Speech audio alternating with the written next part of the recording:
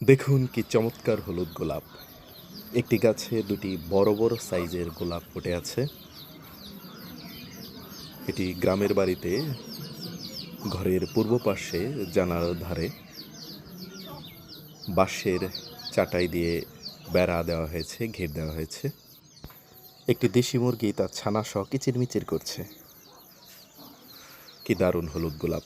হলুদ গোলাপ খুব একটা দেখা যায় না, অনেকেই হয়তো জীবনে প্রথম দেখলেন। গোলাপ দুটো একটু নিচের দিকে উবু হয়ে আছে। প্রথমে যে অ্যাঙ্গেলে দেখাচ্ছিলাম সেখান থেকে ভালো দেখাচ্ছিল। একটু কলিও আছে। পাশেই আর একটি দেশি গোলাপ একটু ঝরে গেছে, আর গাঁদার গাছ রয়েছে, শখ করে লাগানো আর কি। দারুণ না?